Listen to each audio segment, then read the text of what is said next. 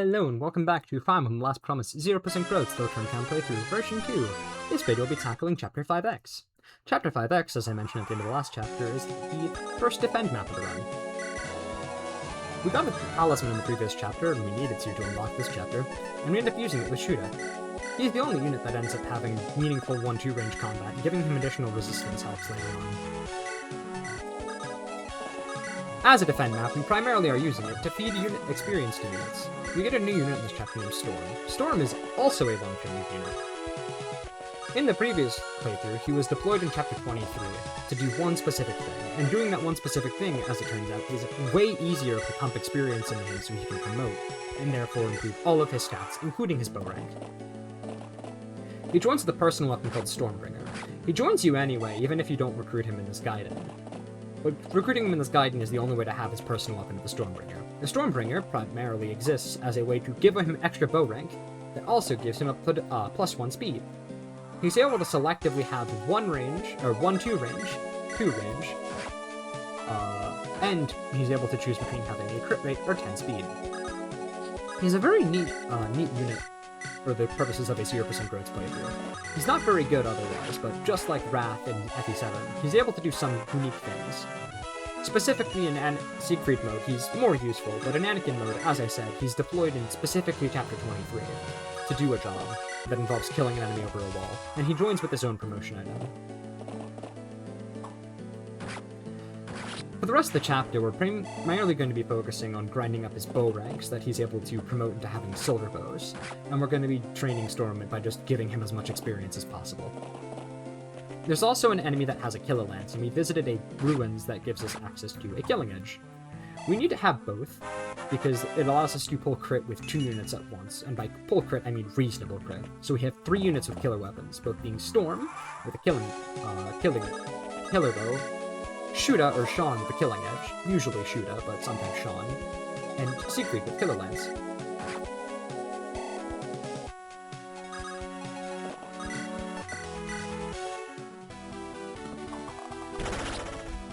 We're going to be feeding Storm experience pretty aggressively.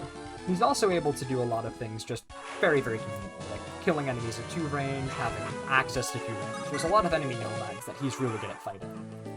In a Growth's playthrough, there's generals up there and a halberdier boss named Sid. If you kill Sid, he drops a pair of boots, which are really, really useful, although they wouldn't actually be that useful in any of the units we have in 0% Growths. He's also completely impossible to kill. Same thing with the generals, though they'd be at least really good to target in a Growth's playthrough for the experience, regardless of whether or not you're doing an LTC. There's also an arena on this chapter, and while we would like to visit that one, it's really dangerous to do so because of all the dark mages and the fact that none of our units besides Siegfried really have a res stat. Shuuda and Shon are able to work together to grind down and kill cavaliers. Arthur also has a decent res stat, but he's not the most evasive guy because his luck is really low. Just like actually a shocking amount of units that are defeated. As a result, most of these 12 turns that we spent here are just going to be spent in the positions we're already in, so this chapter is pretty boring to watch, in all honesty. Thankfully, the position we're in allows us to very, very easily feed a couple of units, because most of the units that we need to train have access to 1-2 range. In the previous playthrough, I frontlined a lot with Arthur, because he's able to take a hit from both a Dark Mage or Shaman and a Cavalier, but as you probably noticed, that's not a thing he's doing yet. That is B-rank swords on Shuuda. He reaches A-rank after his promotion. And he never really has a hard sword rank benchmark, but it's at least funny. Storm is level 3 and we want him to hit level 10, preferably before the end of Siegfried mode. Because his joining position in Chapter 1 is really bad, and deploying him in Chapter 22 is not the best idea, because we need all hands on deck in that chapter.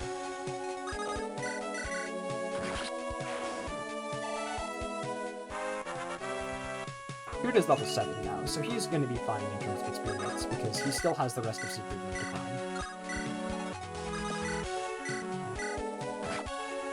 His ability to selectively choose between 9 and 10 speed is really helpful for Storm sometimes, as you just noticed. Theoretically, he'd be able to have 11 speed with Stormbringer, but it weighs him down by 1 before promotion.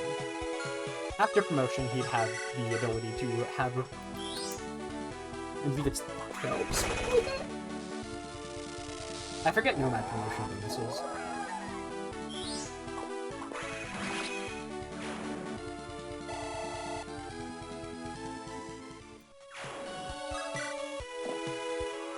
Yeah, he'd be able to choose between 10 or 12 speed with it.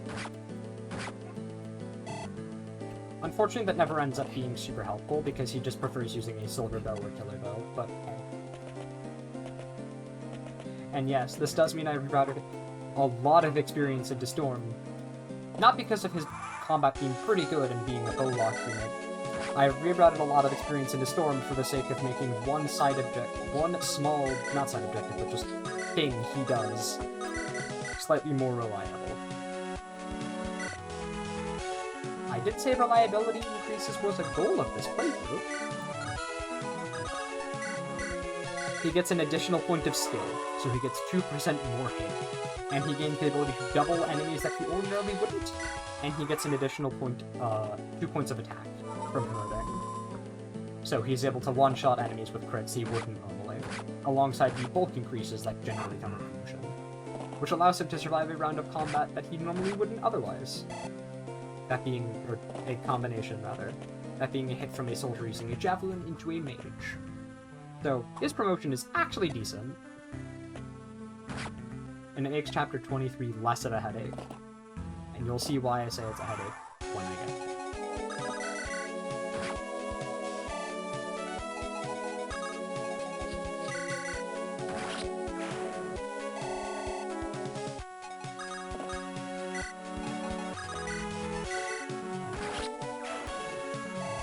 The left side is starting to look a little bit sketchy.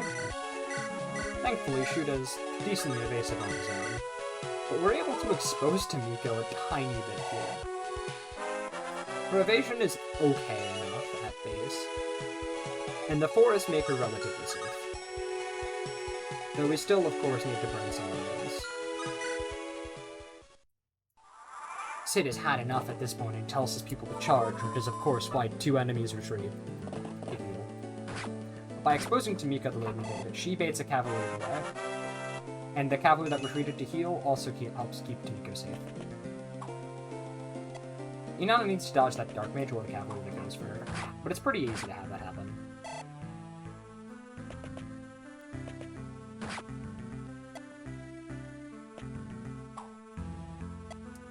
As I'm sure you've noticed, we pushed a little bit into the front line with Storm, which looks a little stupid, and what we're going to be doing with him for the rest of the chapter is, admittedly, extremely stupid. But it's something I realized I'd be able to do, and I thought it was funny enough to keep around, plus it really helps with his experience for him. You can probably guess by animations coming on, this combat is... This crit is needed for her to be able to kill this soldier. The shaman, rather. And we do need that guy out of the way so that Siegfried can come in and wipe off the other from the face of the planet with the bomb. Or no, whatever.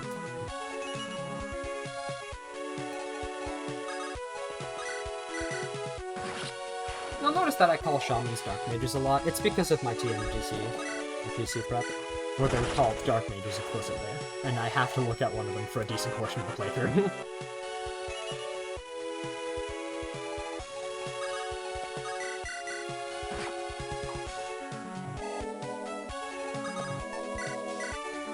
Thankfully, Shon is able to take the killing edge, and Corbin is able to barely survive at Shaman's attack if he were to survive. Or if he were to get it. Shon takes the killing edge, so he's able to also help by one-shotting enemies. The Shamans are pretty frail, but they're still able to pose a decent threat because of how hard they hit. And Tamiko would have died if she got hit there.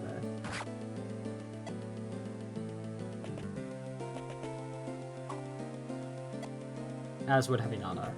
This enemy phase is kind of a miracle that it worked out first try.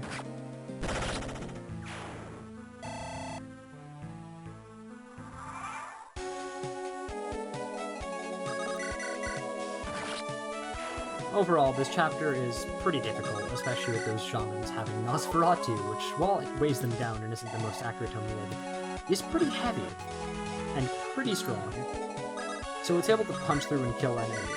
Kill units that Lux wouldn't have, which is why enemies that normally dealt 9 to Inanna would have been 13.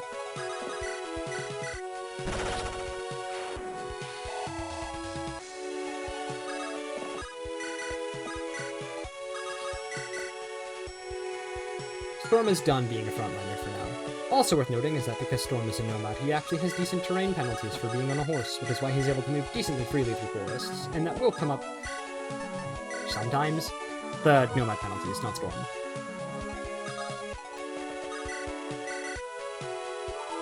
We fed Storm 2 levels and a decent amount of bow rank in this chapter already, which is pretty impressive considering he joined at level 2, or level 3.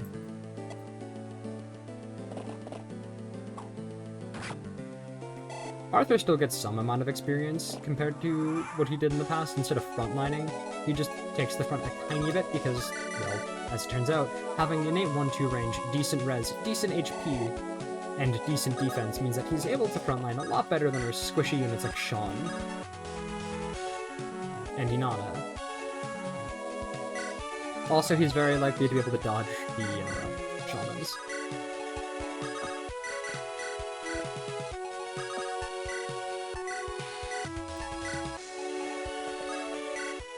We need to hold a more defensive position for the next couple of turns, because the enemies are starting to get way scarier and match our offensive output with their own.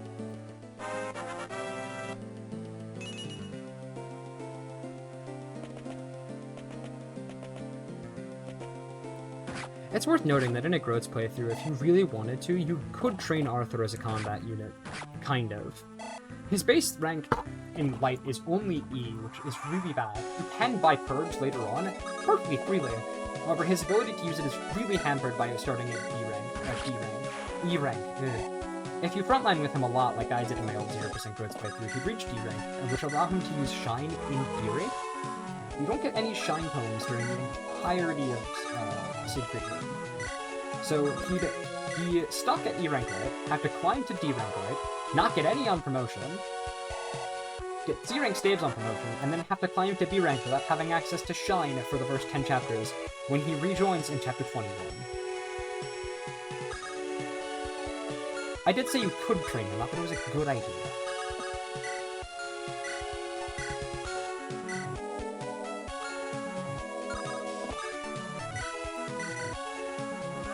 Using the elixir here was kind of suboptimal. I could have taken a blow away, but might as well. It's not like I'm capped for them at all.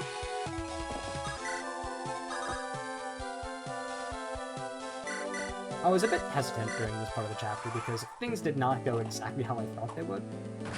The things were slightly askew compared to what I thought they would end up being, but it still worked out. I had to adjust on the fly. What that meant is that Storm ended up with exactly 1 experience less than he otherwise would have ended up with. Oh no. Anyway.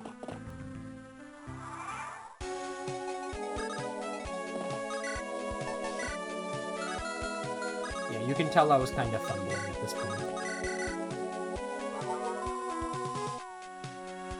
But we ended up being completely fine.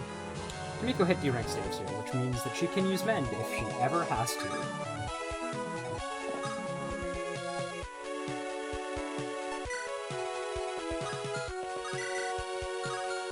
And you can see the Nosferatu anima.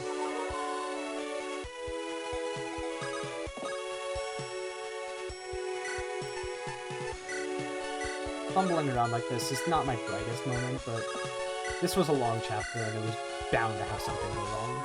Thankfully, it didn't happen right when I thought it would, so we were able to get out of it pretty much unscathed.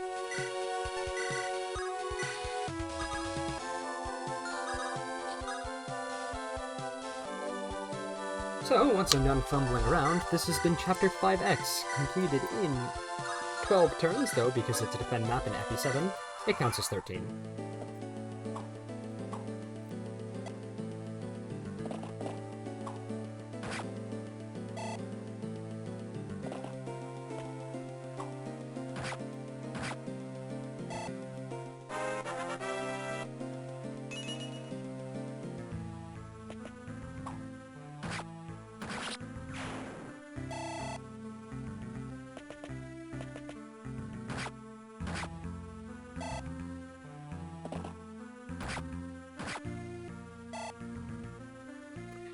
Thank you for watching, this has been Chapter 5X, and I will see you next time for Chapter 6.